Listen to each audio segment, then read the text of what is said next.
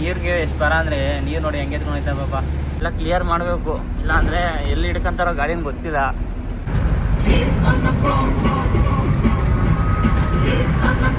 ಮೀರ್ ಬಜಾರ್ ಹತ್ರ ಗಾಡಿ ಹಿಡ್ಕೊಂಡು ಫೈನ್ ಹಾಕಿದ್ರು. ಫೈನ್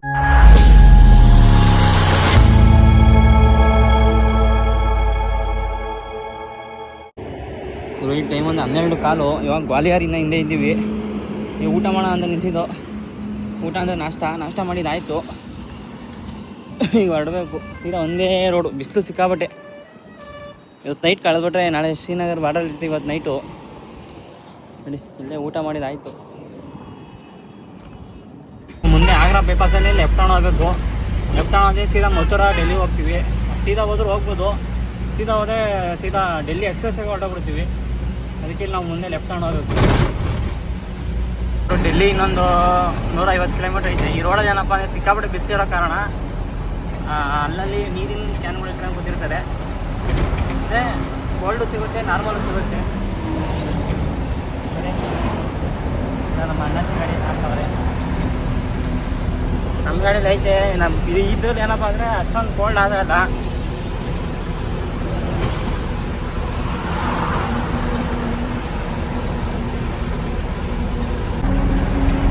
ನೋಡಿ ಈಶ್ವರನ ದೇವಸ್ಥಾನ ಹೆಂಗೈತೆ. ಹಾಂ ಬ್ರೋ,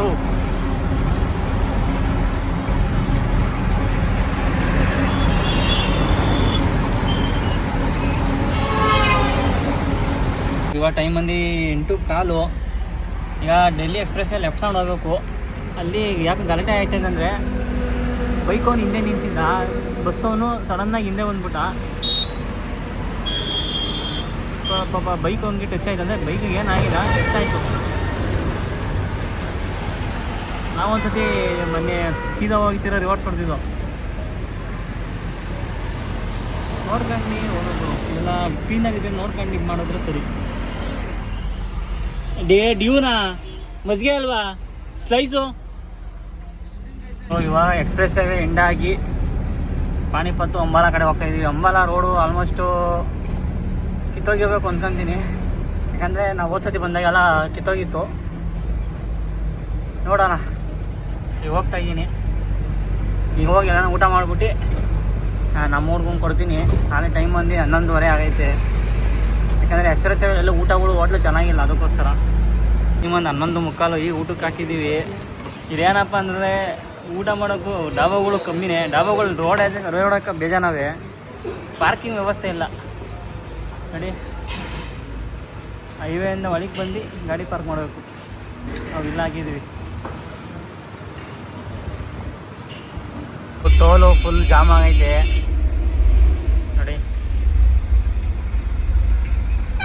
ಕರೆಕ್ಟಾಗಿ ಪಠಾಣ್ಕೋಟು 438 ಕಿಲೋಮೀಟ್ರ್ ಐತೆ. ಇದು ನಾನು ಹಾಕಿರೋದು ಭಾರತ್ ಬೆಂಕ್ ಶೋರೂಮು. ಡೆಫ್ ಖಾಲಿ ಐತೆ, ಡೆಫ್ ಕಾಣಬೇಕು. ಇನ್ನೂ ಒಂದು 20,000 ಶಾರ್ಟೇಜ್ ಆಗ್ಬೋದು ಡೀಸೆಲ್ಗೆ ಎಲ್ಲ. ಅದು ಟೋಲ್ ಪಾಸ್ ಮಾಡೋ ಅಂದರೆ ಮಾತಾಡ್ತೇನೆ ಅಂತ ನೋಡಿ ಅವಳನ್ನ. ಒಂದು ಗಾಡಿ ಇಲ್ಲ ಮುಂದೆ ಬರೋ, ಒಂದು ಗಾಡಿ ಮುಂದೆಗಡೆ ಎಲ್ಲ ಜಾಮ್ ಮಾಡಿಕೊ ನೋಡು ನಮ್ಗೆ.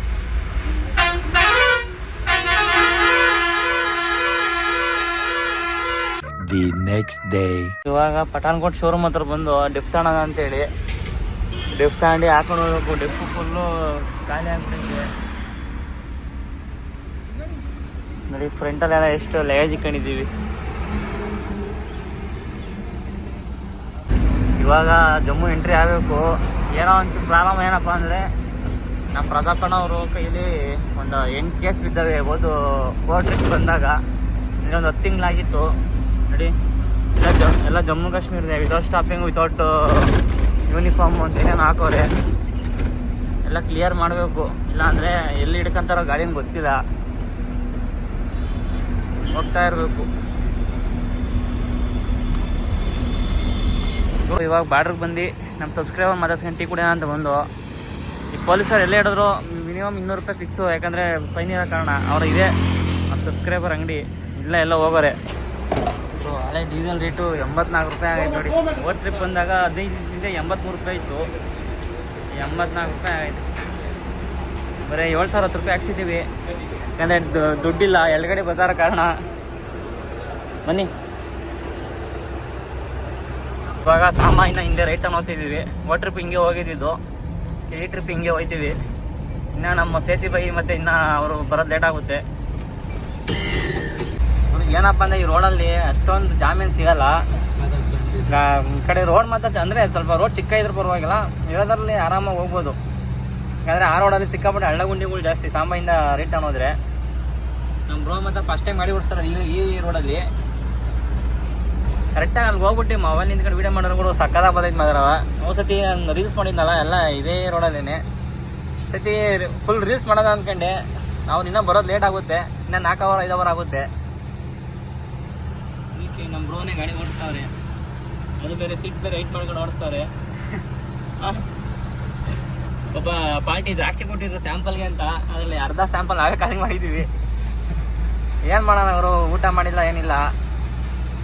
ನೆಕ್ಸ್ಟ್ ಟ್ರಿಪ್ಪು ರನ್ನಿಂಗಲ್ಲಿ ಅಡುಗೆ ಮಾಡ್ಕೊಬೇಕು ಏನಾರ ಮಾಡಿ. ನೋಡಿ ಬೆಟ್ಟ ಗುಡ್ಡ ಎಲ್ಲ ಕೊರದಿ ಹೆಂಗೆ ಮಾಡೋರೆ. ಹಾಂ ಹೆಂಗೈತೆ? ಚೆನ್ನಾಯ್ತಾ? ಬಿಸಿಲು ಹೆಂಗೈತೆ? ಸೇಮ್ ನಮ್ಮ ಥರ ಆಯ್ತಾ? ನಮ್ಮೂರ ಕಡೆನೇ. ರಾತ್ರಿ ಹೊತ್ತು ಸ್ವಲ್ಪ ಚಳಿ ಜಾಸ್ತಿ. ಫಸ್ಟ್ ಏನಂದ್ರೆ ಈ ರೋಡಲ್ಲಿ ಬೆಂಜು ಸೆಟ್ ಆಗಲ್ಲ. ಸೆಟ್ ಆಗುತ್ತೆ ಅಂದರೆ ಸ್ವಲ್ಪ ಮೋಷನ್ನು ಲೇಟ್. ಅವ್ರು ಕರೆಕ್ಟಾಗಿ ಇನ್ನೊಂದು 2-3 ತಿಂಗಳು ಎಲ್ಲ ಸಿಮೆಂಟ್ ಹಾಕ್ಬಿಡ್ತಾರೆ. ಓ ಟ್ರಿಪ್ಪಲ್ಲಿ ಎಲ್ಲ ಸಿಮೆಂಟ್ ಹಾಕಿದ್ರೆ ಎಲ್ಲ ರೋಡ್ ಚೆನ್ನಾಗಿ ಮಾಡೋರೆ.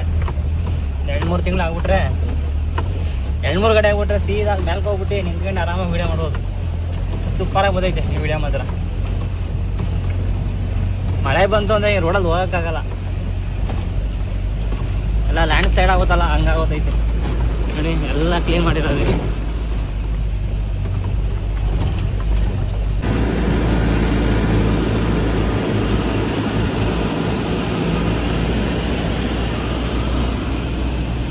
ನೋಡಬರು ನೀರಿಗೆ ಎಷ್ಟು ಬರ ಅಂದರೆ ನೀರು ನೋಡಿ ಹೆಂಗೆ ಎತ್ಕೊಂಡು ಹೋಯ್ತಾ ಪಾಪ.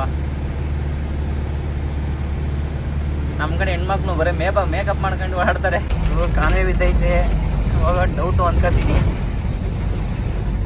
ನೋಡಬೇಕು. ಜಾಮಲ್ ತಗ್ಲಾಕೊಂಡಿದ್ದೀವಿ, ಅಡುಗೆ ಮಾಡ್ತಾ ಇದ್ದೀವಿ.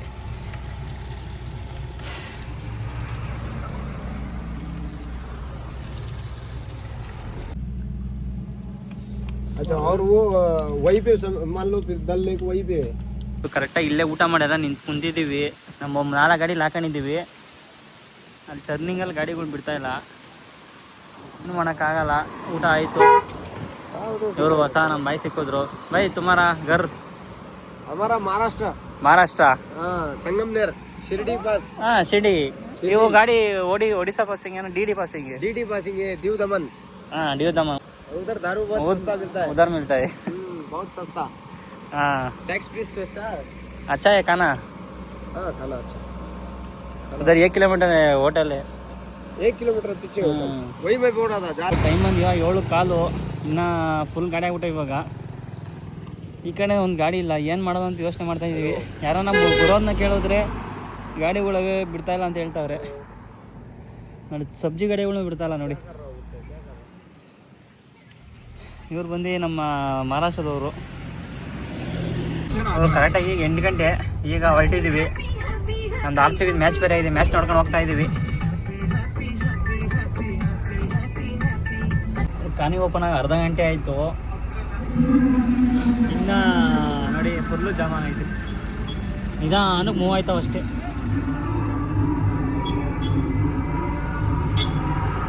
ಇವಾಗ ಟೈಮ್ ಒಂದು 11 ಗಂಟೆ. ಈಗ ಊಟ ಮಾಡೋಣ ಅಂತ ನಿಂತಿದ್ದೀವಿ ನಾವು ಮತ್ತು ಇವು ಗಾಡಿಯವರು. ಯಾಕೋ ಮಳೆ ಬರಂಗೈತೆ ಸಿಕ್ಕಾಬಿಟ್ಟೆ ನೋಡಿ, ಮಳೆ ಬೇರೆ ಬರಂಗೈತೆ. ಊಟ ಮಾಡ್ಕೊಂಡು ಹೊರಡಬೇಕು.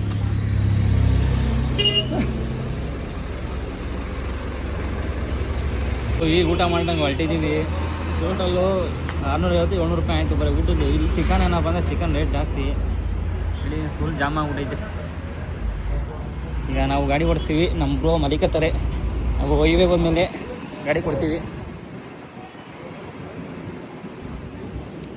ಟೈಮ್ ಬಂದು 12:30. ಫುಲ್ಲು ಜಾಮ್ ಆಗ್ಬಿಟ್ಟೈತೆ ಟೋಲ್ ಹತ್ರ.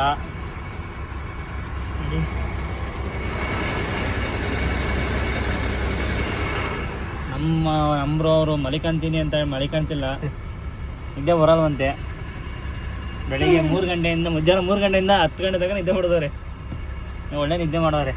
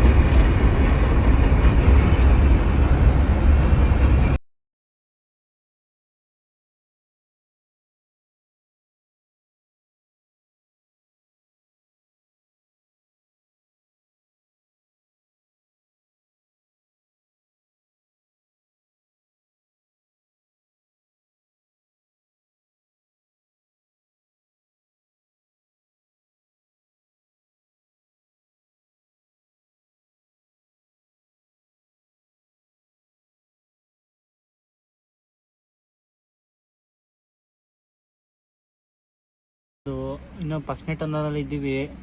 ಫುಲ್ ಜಾಮ್ ಆಗೈತೆ. ನಾವು ಹಿಂಗೆ ಹೋದರೆ ಕರೆಕ್ಟಾಗಿ ಬೆಳಿಗ್ಗೆ 10 ಗಂಟೆಗೆ ಹೋಗ್ತೀವಿ ಕರೆಕ್ಟಾಗಿ ಪಾಯಿಂಟ್ಗೆ. ಹಾಂ, ದಿ ನೆಕ್ಸ್ಟ್ ಡೇ ಬೆಳಗ್ಗೆ 3 ತೆಗೆ ಹೊಡೆದಾಡ್ತಾವ್ರಿ ಇಲ್ಲಿ. ಕೊಳ್ಪಡಿ ಹಿಡ್ಕೊಂಡು ಎಲ್ಲ ಗಾಡಿ ಅಡ್ಡ ಹಾಕಿ. ಅದು JK ಗಾಡಿನೇ. ಇವನು ಆರಾಮ ಹೊಡಿತಾನೆ ಅವನಣ್ಣ. ಇದು ಹಾಲೆ ಎಳ್ಳೆ ತೆಗೆದು ಇನ್ನು ಮಕ್ಳು ಕಿತ್ತಾಡೋದಕ್ಕೆ ನಮ್ಗೆ ಲೇಟ್ ಆದೈತಲ್ಲ ಅದು ಹೇಳು. ಫೈನಲಿ ಇವಾಗ ಹೈವೇಗೆ ಬಂದು ಇನ್ನೂ ಒಂದು 3 ಕಿಲೋಮೀಟ್ರ್ ಹೋಗ್ಬೇಕು ಹೈವೇಗೆ. ಇಲ್ಲಿಂದ ಫ್ಲೈ ಓವರ್ ರೆಡಿ ಮಾಡೋರೆ. ನೆಕ್ಸ್ಟು ಶ್ರೀನಗರೇ. ನಾ ಮಾಮದಿರು ಕಾಯ್ತಾ ಇರ್ತಾರೆ ಈ ರೋಡಲ್ಲಿ. ಏನು ಮಾಡೋಕ್ಕಾಗಲ್ಲ, ಎಲ್ಲ ಅನುಸರಿಸ್ಕೊಂಡು ಹೋಗ್ಬೇಕು. ಏನು ಬ್ರೋ, ಅಪರೂಪಕ್ಕೆ ಗಾಡಿ ಓಡಿಸ್ತಾ ಇರೋರು. ಸೆಂಟ್ರಿಗೆ ಗಾಡಿ ಕೊಟ್ಬಿಟ್ಟು ಮಲಿಕೊಂಬಿಟ್ಟಿದ್ದು ನಿದ್ದೆ ಹೋದಿದೆ ಅಂತೇಳಿ. ನೋಡ ಇಲ್ಲಿ ಚಳಿ ಸೆಕೆ ಆಯ್ತಾ ಇದೆ, ಏನು ಮಾಡೋದು. ಟ್ರಿಪ್ ನಾನು ಮ್ಯಾಗಡೆ ಬಂದಿದ್ದೆ, ಈ ಟ್ರಿಪ್ಪು ಒಡೆ ಹೋಗ್ತಾ ಇದ್ದೀನಿ. ಒಂದೊಂದು ಟ್ರಿಪ್ ಒಂದೊಂಥರ ಬಿಡ್ತಾರೆ. Welcome to Srinagar.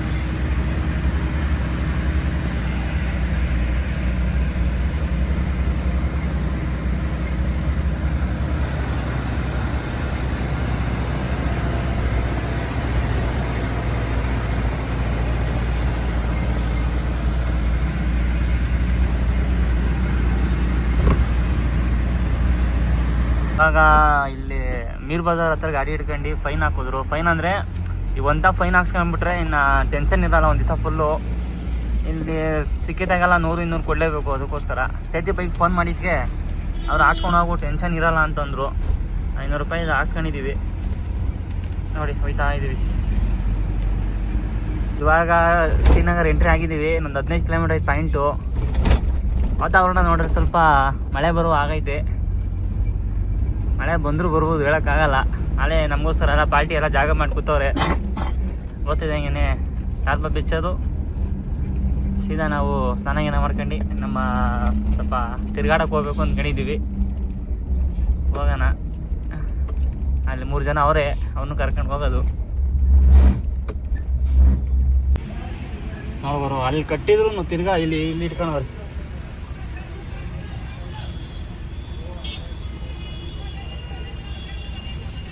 ಇವಾಗ ಬಂದು ಗಾಡಿ ಪಾರ್ಕ್ ಮಾಡಿದ್ದೀವಿ.